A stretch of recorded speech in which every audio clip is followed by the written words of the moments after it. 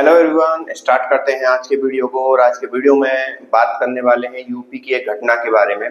और यूपी की ये घटना के बारे में बात करना इसलिए भी जरूरी है क्योंकि ये घटना कहीं ना कहीं यूपी के और साथ ही साथ बिहार में जो चुनाव होने वाले हैं उसको प्रभावित करेंगे।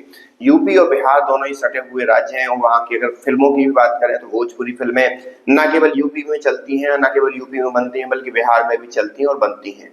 तो ये सारी चीजें वहां पर हैं और बहुत सी चीजें दूसरे के पास में है दोनों राज्य, और संस्कृतियां भी लगभग सेम ही है। लेकिन वहां पर एक और चीज है जो कि आपको जो बड़े बड़े शहरों में रहते हैं उनको ये चीज फील नहीं होगी। वो है जात पात का इशू। जात पात के इशू को अलग अलग दर्शन से अलग अलग चीजों से देखा जाता है। वो एक अलग किस्म का वो है। लेकिन अभी हाल ही में हुआ क्या है कि एक इटावा जिले के अंदर एक गांव था दादरपुर करके। वहां पर एक कथावाचक कथा करने आते हैं। और एक दिन उनकी कथा हो भी जाती है, दूसरे दिन लोगों को कुछ शक होता है, कुछ अलग चीज फील होती है, तो वो कहते हैं कि ये कथावाचक ब्राह्मणी है या नहीं है। इन चीजों पर गौर किया जाता है। तो जब इन चीजों पर गौर किया जाता है तो उन्हें पता चलता है कि वो जो कथावाचक है वो ब्राह्मण नहीं है, वो यादव है। और यही बात सुनते हुए वहां के जो ब्राह्मण, क्योंकि वो ब्राह्मण बहुल गांव था, मोस्टली 103 परिवार के लगभग वहां पर ब्राह्मण लोग रहते थे, तो उनका ये कहना है कि भाई ये कथावाचक आए, यादव बन के आए और सभी ब्राह्मणों से पैर छुआए और ये सारी चीजें। उनका गुस्सा इस चीज को लेकर बढ़ा और फिर उन्होंने उनका मुंडन करवाया और नाक रगड़वाई और ये कई सारी चीजें ऐसे की जो मतलब एक प्रकार से उनको, अगर मान लो उन्होंने दूसरे मतलब की, जो कि उनके सीधी सी बात है अपमानजनक थी। जो भी वहां पर जो कथावाचक थे जो कि यादव उससे संबंध रखते थे।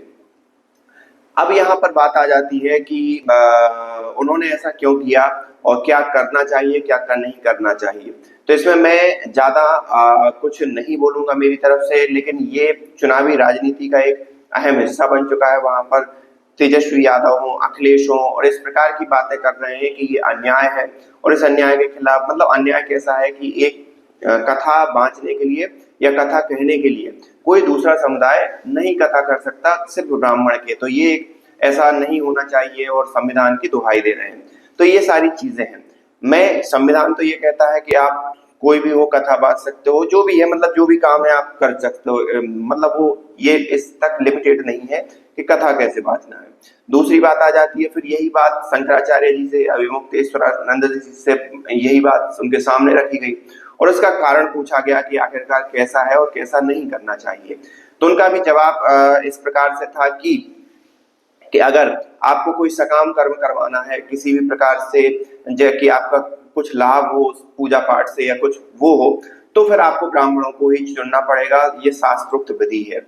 अगर आप खुद की पूजा करना चाहते हैं और ऐसे ही कथा सुनाना चाहते हैं और कोई व्यक्ति किसी को ऐसे ही बुला के कथा करवाना चाह रहा है तो उसमें कोई भी कथा कर सकता है। और उन्होंने एक उदाहरण भी दिया। उन्होंने उदाहरण दिया कागभूषण जी का, जो कि राम कथा कह रहे थे और शंकर जी ने आके सुनी थी। तो ये सारी चीजें हैं।